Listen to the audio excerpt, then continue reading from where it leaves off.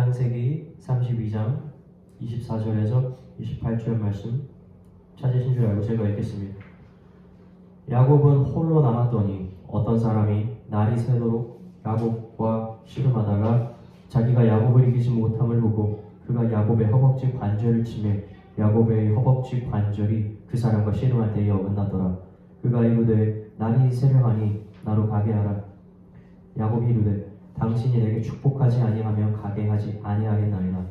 그 사람이 그에게 이르되 내 이름이 무엇이냐? 그가 이르되 야곱이니이다. 그가 이르되 내 이름을 다시는 야곱이라 부를 것이 아니요 이스라엘이라 부를 것이니 이는 내가 하나님과 및 사람들과 겨루어 이겼음이니라. 아멘. 제가 어렸을 때 잠깐 학원을 다니면서 이 피아노를 배웠던 적이 있습니다. 그때 이제 피아노를 치면 선생님이 이제 저한테 악보라고 하기도 좀 그렇죠. 콩나물이 몇 개 그려져 있는 악보인데 이거를 치면 메모지에다가 한번 하면 끝나면 다시 체크하고 끝나면 체크하고 이런 식으로 이제 수업을 했었어요.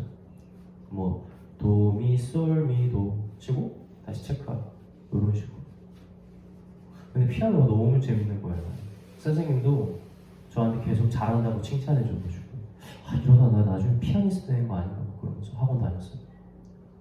근데 그렇게 하다가 어느 날 선생님이 악보를 딱 줬는데 그때도 콩나물 몇 개 그려진 거였죠. 근데 악보가 두 줄인 거예요. 선생님이 뭘 쳐야 되는 건지 모르는데 저한테 얘기를 하는 거예요. 이제 왼손도 쳐야 된다. 그래서 선생님이 이제 치는 거 가르쳐 주고 나가셨는데 제가 쳐봤어요. 근데 오른손을 칠 때는 오른손을 보고 왼손을 칠 때 왼손을 쳐다봤는데 문제는 이게 둘 다 동시에 쳐야 되는 거예요. 자꾸 정말 삐질삐질 땀을 흘리면서 한번 쳤습니다. 근데 이게 진짜 사람밖에 아닌 것 같아요. 제가 노력을 해봤어요. 왜냐면 이걸 같이 쳐야 되니까 내 두 손을 다 봐야 되니까 이 왼쪽 눈으로 왼손을 쳐다보고 오른쪽 눈으로는 이 오른쪽을 쳐다보려고 노력을 해봤거든요. 근데 눈이 이렇게 갈라지지가 않더라고요. 무조건 한쪽밖에 못 보는 거예요. 그래서 알았어요. 이건 사람이 할 수 있는 일이 아니다. 제가 진짜 피아노 그만뒀습니다. 난 피아니스트가 될 수 없다.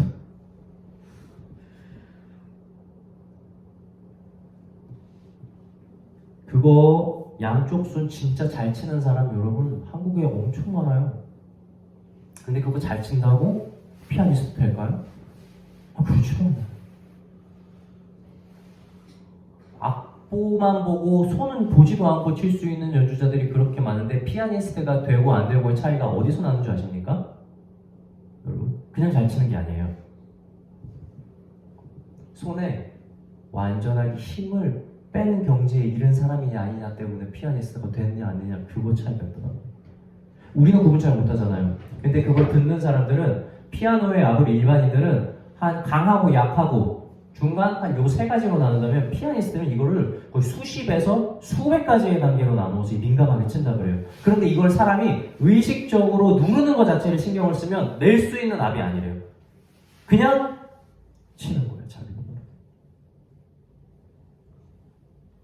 자기가 연주하는 것 같은데 자기가 연주하는 게 아니에요. 팔이 자기 게 아닌 것처럼 움직여야 피아니스트가 되는 거예요.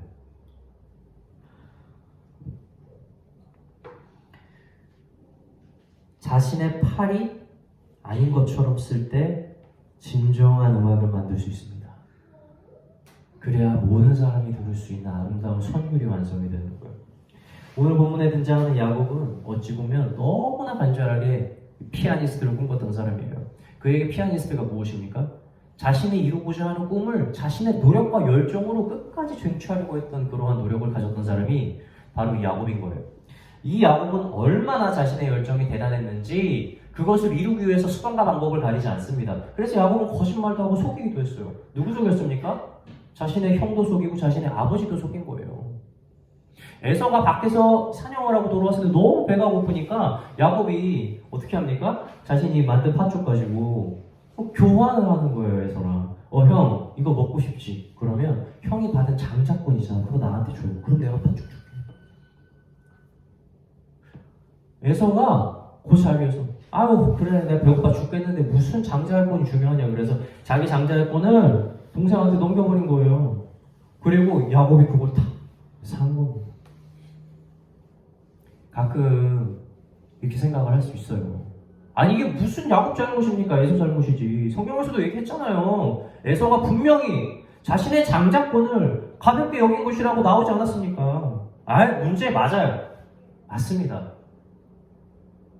에서가 자신의 장자권을 가볍게 여긴 거 맞아요. 그리고 솔직히 얘기해서 하나님께서 주시는 축복을 받기 위해서 발버둥치고 노력하는 거 여러분 있어야 되는 거 맞아요. 그런 점에서는 야곱을 본받을 점도 있기는 한 거예요. 왜냐하면 성경에도 그런 사람들이 있었거든요. 우리가 잘 아는 한나가 그랬잖아요. 자기에게 자녀가 끊겼어요, 대가. 그런데 포기를 하지 않는 겁니다. 하나님한테 끝까지 매달리지 않았습니까? 그래서 그 태가 열리고 누구를 얻습니까? 그 선지자 사무엘이라는 아들을 얻은 거예요. 그 뒤로 태가 열려서 수십 명의 자녀도 낳지 않습니까? 십수명의 자녀. 또 누가 그렇습니까? 다말이 그렇잖아요. 자신이 과부가 되고 자식을 낳을 수 없는 상태에서 그 상태에서 멈추지 않아요. 끝까지 구하되 어디까지 구합니까? 결국 자신의 시아버지 유다를 속여서까지 그 자식의 대를 이으려고 한 거예요. 지금으로 보자면 정말 말도 안 되는 사건인데 결국 그렇게까지 해서 자신의 복을 포기하지 않았던 다말은 나중에 예수 그리스도의 계보를 잇는 여자로 기록이 된 겁니다. 필요하죠. 수단과 방법 가리지 않고 축복 얻으려고 하는 열정이 우리 가운데 있어야 되는 것은 맞아요. 그럼에도 불구하고 여러분 야곱은 도가 좀 지나쳤어요. 에서가 진짜 잘못한 건 있지만 야곱이 진짜 잘못 안 했을까요? 아니요.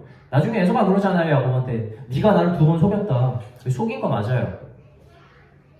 저희 둘째 딸이 자주 쓰던 전략이 하나가 있어요. 얘가 참 머리를 참 잘 쓰거든요. 근데 얘가 꾀가 많아가지고 과자를 사주려고 애들을 데리고 가면 자기는 조리퐁을 삽니다. 그거 되게 많이 들어있잖아요. 조금 해가지고 셀 수 없습니다. 진짜 많이 들어있어요. 그 동생한테는 뭐죠? 바나나 킥 사게 시킵니다. 야 이거 맛있다. 그럼 딱 사가지고 차에서 둘이 먹잖아요. 그럼 뒤에서 얘기를 해요.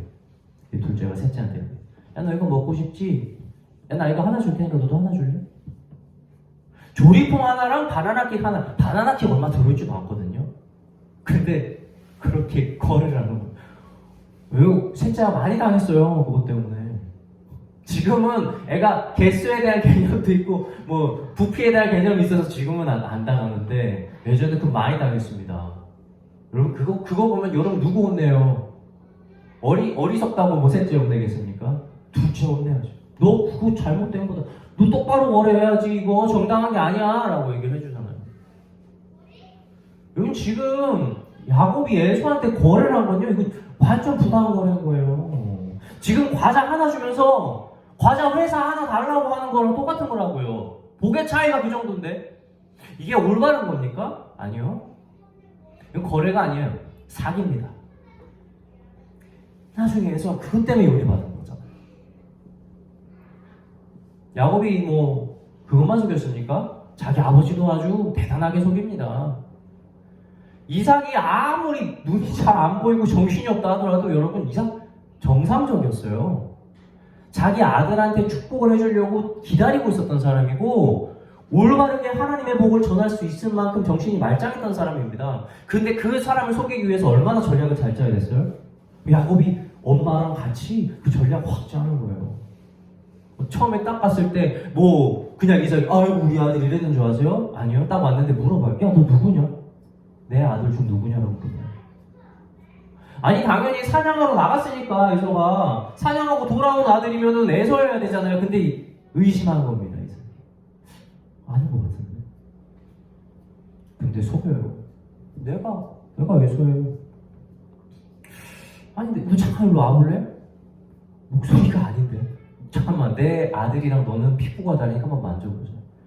근데 야곱이 그것까지 계산해가지고 피부에다가 말이에요 염소 가죽 말이에요 다 붙인 거예요. 만질 만한 데 있잖아요. 목이랑 손목이랑 이런 데 팔에 붙여갖고 간 거예요. 그 아버지가 잘 안 보니까 몸을 더듬어서 만져봤는데 부드러운 피부가 아니야. 얘는 에서가 맞구나. 근데 어디까지 계산한 줄 아세요? 혹시 가까이 갔을 때 자기 몸에서 나는 채취 냄새 때문에 알아차릴까봐 옷까지 에서 옷을 입고 다 깐 거예요. 그 냄새도 맡아보니까 우리 아들 냄새가 맞아. 그런데도 뭔가 아닌 것 같은 거야. 야, 너 근데 어떻게 이렇게 빨리 사냥해 왔어? 이상한데? 또 속이죠. 아버지 하나님께서 이 모든 일이 잘 되도록 형통하게 해주셨다. 축복하기 마지막에 한 번 더 물어봐요. 네가 진짜 내 아들 참 에서가 맞느냐고. 야곱이 이거 축복 하나 받으려고 거짓말 몇 번 했는지 셀 수가 없는 거예요. 그렇게 해서 아버지에게서 축복을 받아냅니다. 사랑하는 성도 여러분, 결과가 중요한 게 아니에요. 결과가. 야곱이 했던 이 모든 행위의 순서를 보세요. 이것을 하나님 앞에 올바르다고 내놓을 수 있겠습니까? 여러분 잘 알아야 돼요. 무조건 축복받겠다고 여러분 수단과 방법 안 가리는 거, 여러분 그거 하나님 방법 아닙니다. 하나님의 복을 받고 그것을 누리는 것 이상으로 중요한 건 그 복을 얻을 때까지 우리의 과정이 어떠했는가를 여러분 돌아볼 수 있어야 되는 거예요. 이게 진짜 중요한 거거든요. 다윗이 굉장히 위험한 상황에 처했어요. 왕이 되기 전에 사람들이 다 그를 존경하고 있는데 사울 왕이 그를 미워해서 죽이려고 한 겁니다. 그래서 다윗이 도몽자 신사가 된 거예요. 그래서 자신의 추종자를 데리고 도망을 칩니다. 그 도망 다니다가 어느 굴에 어느 굴에 매복하게 된 거예요. 숨어 들어가게 됐죠. 사울이 자신의 사람들을 데리고 다윗 하나 죽이기 위해서 찾아다닙니다. 그 사람이 3,000명이에요. 반드시 찾아 죽이겠다는 거 아닙니까? 근데 사울 왕이 가다가 양의 우리 주변에 있는 한 동굴을 발견한 거예요. 근데 그 동굴에 다윗이 있는 것을 모르고 거기에 왜 들어가냐면 자기가 좀 쉬려고, 잠 좀 자려고 들어가요. 그래가지고 거기에서 잠이 들어버렸어요. 근데 다윗이랑 그 추종자들이 그걸 본 거예요. 보세요. 지금 사울이 잠들었습니다. 지금 기회가 왔습니다. 뭐라고 말하는 줄 아십니까? 제가 사무엘상 24장 4절에서 그 사람들이 한 말을 그대로 읽어요. 보소서, 여호와께서 당신에게 이르시기를 내가 원수를 내 손에 붙이리니 내 속에 내 선한 대로 그에게 행하라 하시더니 이것이 그날입니다. 사람들도 아는 거예요. 하나님께서 이 일을 계획하셨다는 거예요. 그 자리에서 사울 왕을 죽이면 다윗은 왕이 되는 거예요. 자신의 원수도 죽이고 성공도 보장되는 거죠. 근데 다윗이 어떻게 합니까? 옷자락만 싹 빼버려요. 그리고 사람들에게 얘기를 해요. 솔직히 기름 부음 받은 자니까 안 죽이는 거 의예요. 그러면 그냥 자기가 안 죽여도 다른 사람이 죽일 때 보고 있었으면 됐잖아요. 근데 자기가 그 옷을 자르고 사람들에게 뭐라고 하냐면 사울의 승무에 절대 손대지 마라. 이렇게 하는 거예요. 다윗은 자기가 지금 원수를 없애고 지금 왕이 되는데 관심이 있는 게 아니라 다윗의 오롯이 유일한 관심은 뭐였냐면 나 지금 내 행위를 하나님께서 기뻐하지 않을 것 같다 라는 그 생각 하나가 사무적인 거예요. 그것을 어떤 것이 증명하냐면 말씀이 정확하게 이렇게 기록해요. 사무엘상에서 다윗이 가까이 가서 사울의 옷을 잘랐죠. 옷을 왜 잘랐습니까? 다른 걸 보여주겠다는 거예요. 내가 사울 왕 당신을 죽일 기회가 있었으나 보십시오. 내가 당신을 죽이지 않았습니다. 그 마음을 알아주십시오라는 걸 남기기 위해서 옷 자른 거예요. 얼마나 잘하는 행동이에요. 그럼에도 불구하고 성경이 뭐라고 얘기하냐면 다윗이 사울의 옷자락을 자르는 그 순간에 마음이 찔렸도다라고 기록을 해요. 그 행위조차도 혹시 하나님이 미워할까봐 마음을 찔렀다는 거예요. 여러분 다윗이 그런 사람이었던 거예요. 다윗이 왕이 돼서 우리가 존경합니까? 다윗 때 엄청나게 이스라엘이 번영을 누려서 우리가 지금 다윗 왕을 얘기합니까? 아니요, 그렇지 않아요. 다윗이 왕이 된 그 순간까지 다윗이 걸어갔던 그 모든 길을 여러분 우리가 알고 있기 때문에 그런 겁니다. 그래서 우리가 지금 다윗을 얘기하고 있는 거라고요.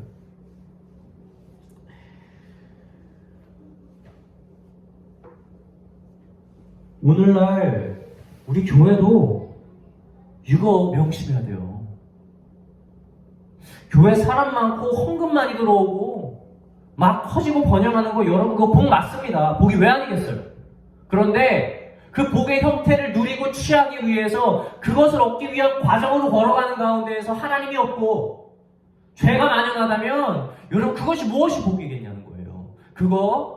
여러분 그 복 나중에 반드시 저주되어서 다시 우리를 치는 게 됩니다. 우리 그런 곳에 마음을 두면 안 돼요. 복이라는 형태의 마음이 쏠려가지고 그것을 얻기 위해서 과정 가운데에서 하나님이 기뻐하지 않는 일을 한다? 여러분 그거 절대 옳지 않습니다. 야곱이 잘못된 방법을 택한 거예요. 그래서 야곱은 자신이 어떻게든지 하나님의 복을 취하겠다라고 하는 그 자신의 방법, 하나님의 방법이 아닌 방법을 썼기 때문에 자신의 가족이 둘로 나뉘어졌어요. 그리고 한 사람 한 사람을 죽이겠다고 한 거고, 그래서 그는 집에서 도망갈 수밖에 없었어요. 그리고 유일한 자신의 편이었던 어머니를 그 집을 나오는 순간에 본 것이 마지막 얼굴이 된 거였어요. 자기는 몰랐겠죠. 그렇게 고난이 시작된 거라고요.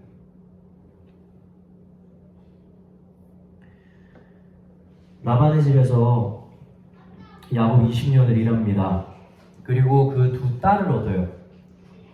레아와 라헬을 얻죠. 그리고 20년이 되었을 때에 그 삼촌에게서 도망쳐 나옵니다. 사실 야곱은 잘못한 것이 없었어요. 도망칠 이유가 없었어요.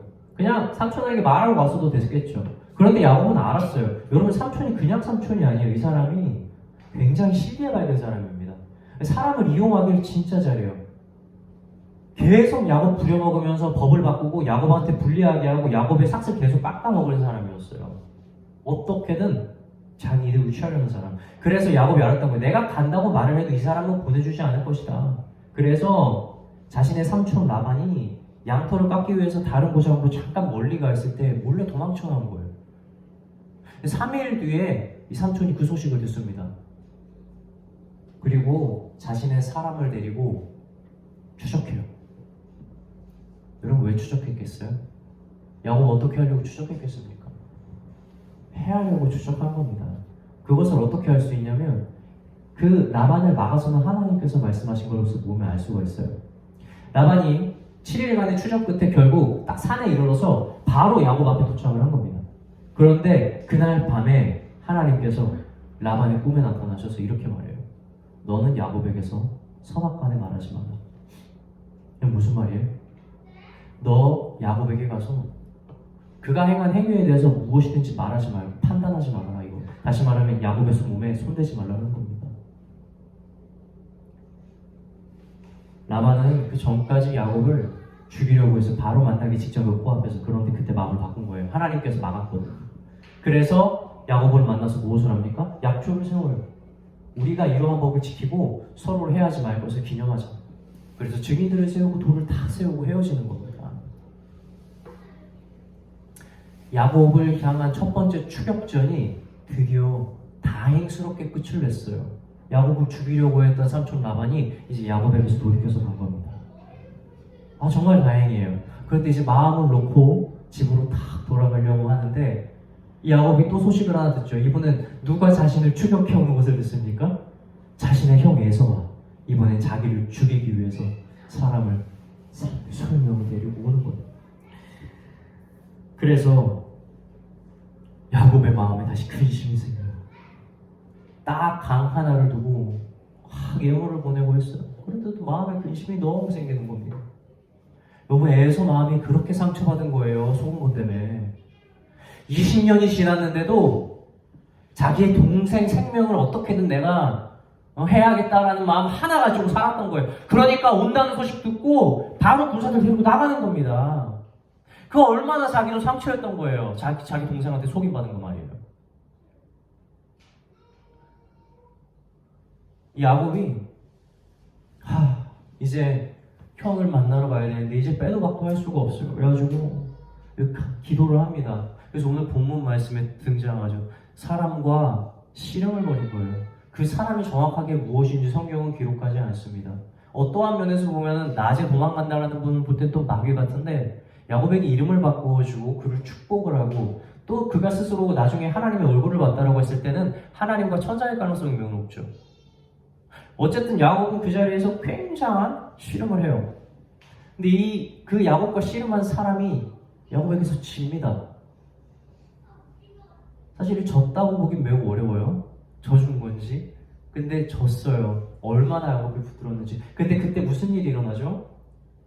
야곱의 이 허벅다리에 뼈가 어긋나는 일이 생겨버려요. 어떻게든지 살겠다고 발버둥친 그 자리에서 자신의 다리뼈가 어긋난 겁니다. 여러분, 지금 야곱의 삶을 잘 보면 야곱의 가장 큰 무기는 다리예요. 얘 도망 잘하는 아이거든요. 그런데 복을 받는 그 자리에서 자식의 가장 귀중한 무기인 다리를 잃게 됩니다. 절름발이가 돼요. 그리고 나서 그 자리에서 이름이 바뀝니다. 무엇의 이름이 바뀌냐면 야곱에게서 이스라엘로 바뀌어요. 야곱, 거짓말하는 자, 속이는 자에서 이스라엘, 하나님을 이긴 자, 하나님과 함께하는 자는 이름을 받는 거예요.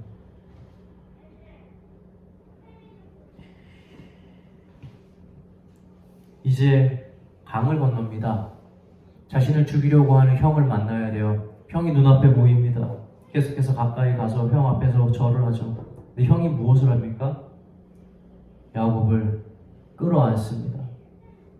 목을 어긋맞기고 그의 입에 입을 맞추고 눈물을 흘리는 거예요. 내 사랑하는 아우가 완전히 마음이 녹아내린 겁니다.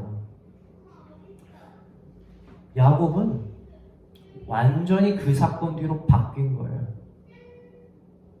자기의 노력과 자기의 열심과 자기의 유일한 무기를 가지고 살았던 야곱이 이제 이 모든 것들을 내려놓고 무엇으로 삽니까?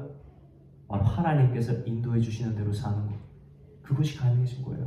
마치 피아니스트가 십수년, 수십 년 동안 해도 제대로 연주가 안 됐는데 팔을 한번 다쳐서 팔에 힘을 빼고 연주를 했더니 이 모든 일이 잘 된다라고 하는 것을 배운 것처럼 야곱도 드디어 피아니스트가 된 거예요.